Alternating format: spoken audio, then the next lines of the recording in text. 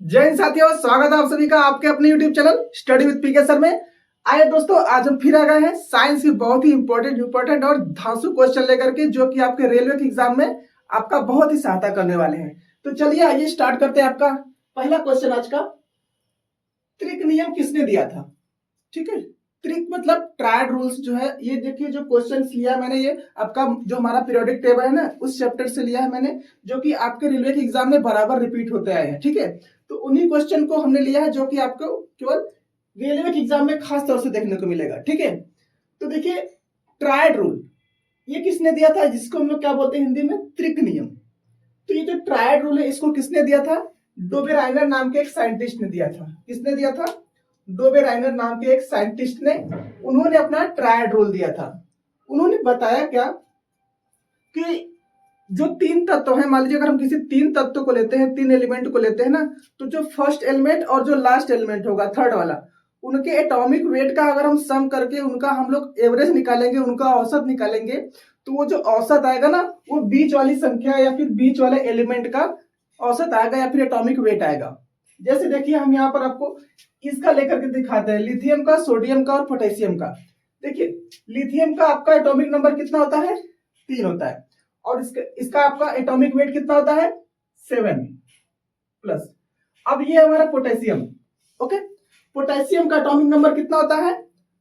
देखिए atomic number तो 19 होता है, लेकिन एटॉमिक वेट कितना होता है? 39। अब इनका एवरेज निकालने के लिए क्या करेंगे? 2 से डिवाइड करेंगे। अब देखिए ये आया कितना, 39 और 7 आपका 46, 46 हो गया। और 2 से डिवाइड करेंगे तो ये हमारा आ गया 23। और हम लोग जानते हैं कि ये जो 23 एटॉमिक नंबर है किसका है? सोडियम का है। तो इन्होंने यही बताया कि अगर हम किसी तीन एलिमेंट को लेते हैं, तो पहला एलिमेंट और लास्ट एलिमेंट का जो एटॉमिक वेट का औसत आएगा ना, वही औसत बीच वाले नंबर को शो करेगा। तो इन्होंने अपने इसी रूल को ट्रायड रूल नाम दिया, और उन्होंने लगभग कुछ एलिमेंट को इस सीरीज में रख पाए, लेकिन सभी एलिमेंट को इस तरह से नहीं सजा पाए वो। इसलिए जो डोबेराइनर का त्रिक नियम आया वो फेल हो गया। ठीक है, तो एग्जाम में क्वेश्चन क्या पूछेगा कि जो डोबेराइनर का त्रिक नियम है, उसमें उन्होंने किन किन तीन तत्वों को एक साथ लेकर के सजाया था अपने पीरियोडिक टेबल में। तो एक है हमारा लिथियम, सोडियम, पोटेशियम, एक ये एलिमेंट हो गया। और दूसरा क्या है? कैल्शियम, स्ट्रांसियम और बेरियम, एक ये हो गए। और एक हमारा है क्लोरीन, ब्रोमीन और आयोडीन। इन्हीं कुछ तत्वों को लेकर के उन्होंने क्या किया था, अपने मॉडर्न पीरियोडिक टेबल, सॉरी अपने पीरियोडिक टेबल में उन्होंने सजाया था, जो कि इनके नियम को फॉलो करते थे। लेकिन ये जो नियम था हर एक एलिमेंट के ऊपर लागू नहीं हो रहा था, इसलिए इनका जो रूल था त्रिक नियम, वो पूरी तरह से फेल हो गया। ओके, देखिए दोस्तों, जो व्हाइट पेंट होता है, व्हाइट पेंट के लिए हम लोग लियोपिन नामक एक आपका कंपाउंड होता है, उसका प्रयोग करते हैं। ठीक है, सफेद पेंट के रूप में किसका प्रयोग करते हैं? तो लियोपिन का प्रयोग करते हैं। ठीक है, एग्जाम में ये डायरेक्टली क्वेश्चन आता है कि सफेद पेंट के रूप में हम लोग किसका यूज करते हैं? तो लियोपिन का। ओके, अब देखिए जब इनका नियम फेल हो गया, त्रिक नियम जो था डोबेराइनर का, जब ये खत्म हो गया या फिर इनका डिस्ट्रॉय हो गया ना, तब आते हैं न्यूलैंड। ओके, न्यूलैंड नाम के एक साइंटिस्ट आते हैं, और उन्होंने अपना ऑक्टेन रूल दिया। ऑक्टेन रूल मतलब अष्टक नियम दिया। उन्होंने क्या बताया कि प्रत्येक तत्व आठवें वाले तत्व के साथ क्या करता है? समानता रखता है। मतलब जो पहला वाला तत्व होगा, आठवें वाले तत्व से वही प्रॉपर्टी रखेगा जो उसका खुद का प्रॉपर्टी है। तो इन्होंने जो अपना ऑक्टेन रूल दिया, पहली बात वो कब दिया था? 1866 में, 1866 ईस्वी में इन्होंने अपना अष्टक नियम दिया। किसने दिया था? न्यूलैंड ने। ओके, तो एग्जाम में क्वेश्चन आता है कि अष्टक नियम किसने दिया था? तो न्यूलैंड ने दिया था। और पूछ सकता है दूसरा क्वेश्चन कि न्यूलैंड का अष्टक नियम कब आया था? तो 1866 में आया था। तीसरा क्वेश्चन क्या बन सकता है कि जो न्यूलैंड का अष्टक नियम है, या फिर न्यूलैंड ने जब अपना नियम दिया था अष्टक नियम, तो उस समय कितने तत्व ज्ञात थे? तो 56 तत्व उस समय थे। ठीक है, कितने तत्व थे इनके नियम के समय? 56 एलिमेंट थे। अब देखो पूछ सकता है नेक्स्ट क्वेश्चन, फोर्थ वाला क्या पूछेगा कि जो न्यूलैंड का अष्टक नियम है वो किस एलिमेंट पे जाके खत्म होता है, या फिर बोल सकता है कि न्यूलैंड का जो पीरियोडिक टेबल था या आवर्त सारणी था, वो कौन से एलिमेंट पे जाकर के खत्म हो गया था? तो वो है थोरियम। ओके, मतलब इन्होंने थोरियम तक ही क्या किया था, एलिमेंट को सजा पाए थे अपने पीरियोडिक टेबल में। अब देखो ये जो न्यूलैंड थे, इनका जो ऑक्टेन रूल था ये फेल क्यों हो गया, जैसे कि डोबेराइनर का फेल हो गया, इसी तरह से जो ऑक्टेन रूल था न्यूलैंड का, इनका भी फेल हो गया। क्यों फेल हो गया? क्योंकि इन्होंने जो आयरन है, आयरन की जो प्रॉपर्टी है ये है आपका कोबाल्ट और निकल की तरह, मतलब कोबाल्ट भी और निकल भी ये क्या है, मेटल है, और आयरन भी क्या है, मेटल है। लेकिन हुआ क्या, जब इन्होंने अपना पीरियोडिक टेबल बनाया तो उन्होंने गलती से आयरन को कोबाल्ट और निकल से अलग रख दिया, जबकि इनकी सेम प्रॉपर्टी कोबाल्ट और निकल से मिलती है। तो यहीं पर इनका ये जो रूल था वो फेल हो गया, क्योंकि इन्होंने जो बताया था कि प्रत्येक एलिमेंट अपने से 8वें एलिमेंट से क्या करता है, समानता शो करता है, और जो एलिमेंट एक दूसरे से समानता शो करते हैं उनको वो एक साथ रख रहे थे। लेकिन उन्होंने आयरन को कोबाल्ट और निकल से अलग रख दिया, जबकि कोबाल्ट और निकल की जो प्रॉपर्टी थी, जो प्रकृति थी ना, वही प्रॉपर्टी हमारे आयरन की भी थी। लेकिन इन्होंने क्या किया, अपने पीरियोडिक टेबल में आयरन को अलग रख दिया, और ये जो कोबाल्ट और निकल थे इनको हैलोजन ग्रुप के साथ रख दिया। बस यहीं पर इन्होंने मिस्टेक कर दिया, और इनका जो आवर्त सारणी का ये जो रूल था, अष्टक नियम, ये फेल हो जाता है। ठीक है, तो एग्जाम में क्वेश्चन कैसे बन सकता है यहां से, कि जो अष्टक नियम था न्यूलैंड का, उन्होंने आयरन को किसके साथ रखा था, या फिर किसके साथ रखना चाहिए और नहीं रख पाए थे। तो आयरन को इन्होंने कोबाल्ट और निकल के साथ रखना था, लेकिन ये कोबाल्ट और निकल को हैलोजन के साथ रख दिए और आयरन को अलग रख दिए थे। ठीक है, अब देखिए जो अष्टक नियम है ये कहां तक लागू रहा। लेकिन ये जो हमारा अष्टक नियम था इनका, न्यूलैंड का, ये जो यहाँ पर है ना, जो प्रॉपर्टी के अनुसार वो एलिमेंट को रख रहे थे ना, वो प्रॉपर्टी केवल इनको कैल्शियम तक ही मिल पाया था। ठीक है, जिस प्रॉपर्टी से ये अपना आवर्त सारणी बना रहे थे, तैयार कर रहे थे, वो प्रॉपर्टी केवल कैल्शियम तक के ही एलिमेंट का मिल पाया। उसके बाद ये जो प्रॉपर्टी ढूंढ रहे थे कि पहला जो एलिमेंट होगा 8वें एलिमेंट से क्या करेगा, समानता शो करेगा प्रकृति में, वो उनको आगे मिला ही नहीं, वो केवल कैल्शियम तक ही मिल पाया था। ठीक है, तो इसलिए एग्जाम में क्वेश्चन बनता है कि जो न्यूलैंड का अष्टक नियम है ये कौन से एलिमेंट तक केवल लागू हो पाया था। तो वो केवल कैल्शियम तक ही लागू हो पाया, कैल्शियम के बाद जितने भी एलिमेंट आए उन पर ये अपना नियम नहीं लगा पाए। तो इनका भी ये नियम क्या हो गया, डिस्ट्रॉय हो गया, खत्म हो गया। अब उसके बाद आते हैं मेंडलीव, सबसे अच्छा और सबसे बेहतर, इन दोनों से तो बहुत अच्छा था इनका आवर्त सारणी। ठीक है, तो एग्जाम में क्वेश्चन क्या पूछेगा कि जो मेंडलीव थे इनकी जो आवर्त सारणी थी ये कब आई थी। तो पहला क्वेश्चन आपका बन गया 1869 में, 1869 में मेंडलीव साहब ने अपनी आवर्त सारणी को प्रस्तुत किया।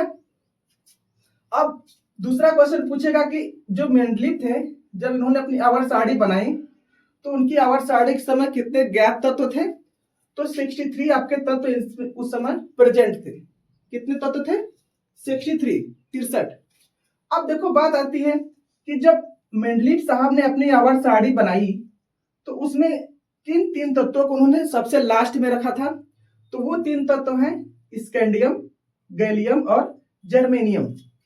इन्हीं 3 तत्वों को उन्होंने क्या किया था, सबसे बाद में शामिल किया था। ये इसी तरह क्वेश्चन आता ही है, जैसे मैंने लिखा है ना, बिल्कुल इसी तरह क्वेश्चन आता है एग्जाम में। इसे पूछेगा कि जो मेंडलीव की आवर्त सारणी थी तो उन्होंने जब अपना आवर्त सारणी बनाया था तो उसमें कौन से 3 तत्वों को लास्ट में शामिल किया था। तो यही 3 तत्व हैं स्कैंडियम, गैलियम और जर्मेनियम। उनके समय कितने ज्ञात तत्व थे, 63। इनकी आवर्त सारणी कब आई थी, 1869 में। ठीक है, अब आता है लास्ट में, जो कि हम लोग इस समय मॉडर्न पीरियोडिक टेबल पढ़ते हैं, आधुनिक आवर्त सारणी। तो मॉडर्न पीरियोडिक टेबल आया कब था, 1913 में आया था। और इस आधुनिक आवर्त सारणी का खोज किसने किया, मोजले। ओके, मौज लेने लगे थे ये। ठीक है, आवर्त सारणी में जो हमारा आधुनिक आवर्त सारणी है यही आज तक चल रहा है, और इसकी जो खोज किए थे 1913 में मोजले नाम के एक साइंटिस्ट ने किया था। और इन्होंने बताया क्या, देखिए अभी तक ये जितने भी हमने आपको वैज्ञानिक का नाम बताया, डोबेराइनर और जो न्यूलैंड थे और ये जो मेंडलीव थे, इन्होंने जो भी अपनी आवर्त सारणी में कहा, कुछ जो भी कुछ किया उन्होंने, वो सब कुछ इन्होंने एटॉमिक वेट के अकॉर्डिंग किया था। मतलब परमाणु भार के बढ़ते हुए क्रम में इन्होंने क्या किया था, अपने एलिमेंट को सजाया था अपने आवर्त सारणी में। लेकिन ये पहले हमारे साइंटिस्ट थे जिन्होंने कि हमारे आवर्त को परमाणु क्रमांक के मतलब एटॉमिक नंबर के बेस्ड पर क्या किया था, उन्होंने सजाया एलिमेंट को। तो पहला पूछ सकता है कि आधुनिक आवर्त कब आई थी? 1913 में।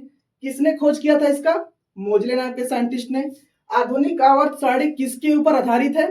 तो परमाणु क्रमांक के बढ़ते हुए क्रम में। ये भी पूछ सकता है, मतलब ऑप्शन में ये भी दे सकता है।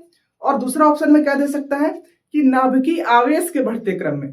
ठीक है, नाभिकीय आवेश के बढ़ते क्रम में रखा गया है, आप ये भी बोल सकते हैं। और दूसरा बोल सकते हैं कि परमाणु क्रमांक के बढ़ते हुए क्रम में, एटॉमिक नंबर के इंक्रीजिंग ऑर्डर में क्या किया गया है, एलिमेंट को सजा करके रखा गया है मॉडर्न पीरियोडिक टेबल के अंदर।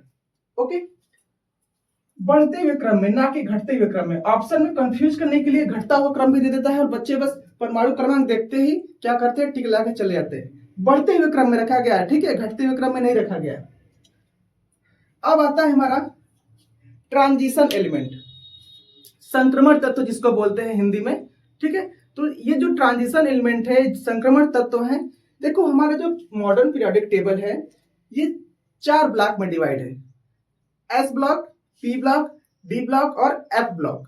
ठीक है, तो जो हमारा डी ब्लॉक है ना, डी ब्लॉक के जो एलिमेंट होते हैं, डी ब्लॉक के जो तत्व होते हैं, इन्हीं को हम लोग संक्रमण तत्व या ट्रांजिशन एलिमेंट के नाम से जानते हैं।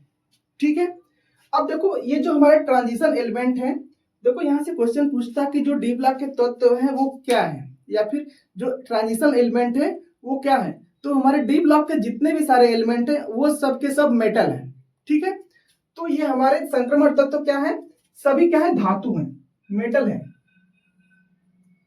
और क्वेश्चन क्या बन सकता है संक्रमण तत्व की टेबल से, देखिए सिचुएशन पूछ सकता है कि जो डी ब्लॉक एलिमेंट है वो हमारे मॉडर्न पीरियोडिक टेबल में कहां पर सिचुएटेड है।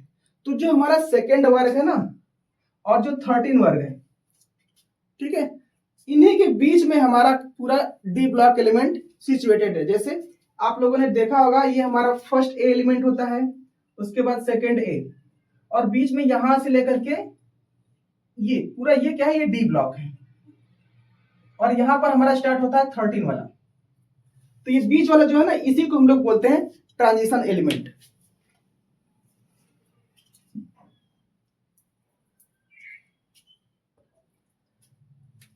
अब देखो जितने भी रेडियो एक्टिव एलिमेंट हैं, रेडियो एक्टिव एलिमेंट को कहां पर रखा गया है, इन सबको लेंथेनाइड सीरीज में रखा गया है। लेंथेनाइड सीरीज, एक्टिनाइड सीरीज आप लोग जानते होंगे। तो जो लेंथेनाइड सीरीज है ना, उसी में रेडियो एक्टिव तत्व को रखा गया। डायरेक्टली क्वेश्चन आया है कि जो रेडियो एक्टिव तत्व है उनको हमारे पीरियोडिक टेबल में कहां पर रखा गया है। तो जो लेंथेनाइड सीरीज है ना, जो लेंथेनाइड सीरीज है उसी के अंदर ये हमारे रेडियो एक्टिव तत्वों को रखा गया है। अब आता है बारी कुछ हमारे बायोलॉजी के क्वेश्चन है, आइए उनको स्टार्ट करते हैं। देखिए जो हमारे शरीर है, हमारे शरीर में जो घाव भरने का जो काम होता है वो कौन सी सेल डिवीजन के थ्रू होता है, तो वो होता है हमारा समसूत्री विभाजन। ओके, कल ही हमने आपको पढ़ा था कि जो सेल डिवीजन होता है वो किसके थ्रू होता है, सेंट्रोसोम के थ्रू होता है। मतलब कि जो हमारा तारक काय होता है, हिंदी में बोलते हैं उसको, उसी के थ्रू हमारे बॉडी के अंदर सेल डिवीजन होता है। जो भी हमारी बॉडी में डेली टूट फूट होता है, जैसे हमारा कोई भी टिश्यूज वगैरह ब्रेक हो गया, फिर हम गिर गए, चोट लग गया, तो जो सेल डेड हो जाते हैं उन्हीं सेल के जगह पे न्यू सेल का जनरेट होना ही सेल डिवीजन कहलाता है। और वो सेल डिवीजन किसकी वजह से होता है, सेंट्रोसोम की वजह से होता है। तो जो हमारे शरीर में घाव भरता है वो समसूत्री विभाजन के थ्रू हमारा सही होता है। ठीक है, अब आता है जाइगोट। जाइगोट के बारे में आप लोग जानते होंगे, फर्टिलाइजेशन के थ्रू हमारा क्या बनता है, जाइगोट ही बनता है। तो ये जो जाइगोट है, जाइगोट में किस प्रकार का कोशिका विभाजन होता है। ठीक है, डायरेक्टली क्वेश्चन आया है कि जो जाइगोट होता है इसमें किस प्रकार का सेल डिवीजन पाया जाता है, तो वो होता है अर्धसूत्री। ओके, अर्धसूत्री विभाजन हमारे जाइगोट के अंदर पाया जाता है। ठीक है, जाइगोट में किस प्रकार का कोशिका विभाजन पाया जाता है, अर्धसूत्री विभाजन। ओके, विभाजन के किस अवस्था में केंद्रक झिल्ली गायब हो जाती है। ओके, डायरेक्टली क्वेश्चन आता है दोस्तों आपके एग्जाम में कि विभाजन के किस अवस्था में जो केंद्रक झिल्ली होती है ना, ये गायब हो जाती है। न्यूक्लियस मेम्ब्रेन कब गायब हो जाती है, तो वो एक सिचुएशन होता है जो कि आपका प्रोफेज नाम से जाना जाता है। ठीक है, जब सेल डिवीजन होता है तो प्रोफेज नाम के सिचुएशन में ये जो हमारा न्यूक्लियस मेम्ब्रेन है, कोशिका केंद्रिका झिल्ली है ना, ये आपकी गायब हो जाती है। ठीक है, अब आता है जाइलम। जाइलम और फ्लोएम ये हमारे क्या है, कॉम्प्लेक्स टिश्यूज है।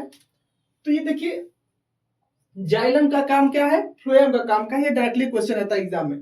तो देखो जो जाइलम में क्या वर्ड आ रहा है, जल। मतलब जो जाइलम टिश्यूज है ये जल का और खनिज लवणों को क्या करता है, ट्रांसपोर्टेशन करवाता है पूरे प्लांट की बॉडी में। ठीक है, तो जाइलम क्या करता है, जल, वाटर एंड मिनरल्स का क्या करता है, ट्रांसपोर्टेशन करवाता है। ओके, अब आ गया फ्लोएम। फ्लोएम में क्या वर्ड मिल रहा है, फल। ठीक है, देखो लास्ट स्टार्टिंग में ही मिल जा रहा है फल। फल मतलब फूड, मतलब ये जो प्लांट फोटोसिंथेसिस प्रोसेस से फूड का फॉर्मेशन करते हैं, भोजन का निर्माण करते हैं, तो इस भोजन को पूरे प्लांट में डिस्ट्रीब्यूट करने का, पूरे प्लांट में पहुंचाने का काम ये फ्लोएम टिश्यू करता है। ठीक है, और साथ ही साथ अमीनो अम्ल। अमीनो अम्ल मतलब आप समझ सकते हैं कि प्रोटीन का क्या करता है, ये परिवहन करवाता है, क्योंकि अमीनो अम्ल की ही मदद से तो प्रोटीन बनता है।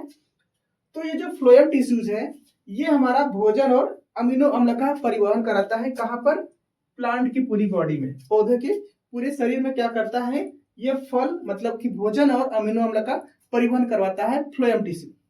अब आता है जो हमारे डिजर्ट्स प्लांट होते हैं, जो मरुस्थल में पौधे पाए जाते हैं, उनके अंदर या फिर वो इतने दिनों तक सूखे क्यों नहीं रहते हैं, मतलब वो हरे क्यों दिखाई देते हैं। देखो उनके अंदर एक आपका केमिकल पाया जाता है। ठीक है, एक केमिकल पाया जाता है जिससे कि उनके अंदर जो जल हानि होती है ना, जो वाटर लॉसेस होता है, उनको प्रिवेंट करके रखता है, रोक करके रखता है। तो वो है क्या, क्यूटिकल।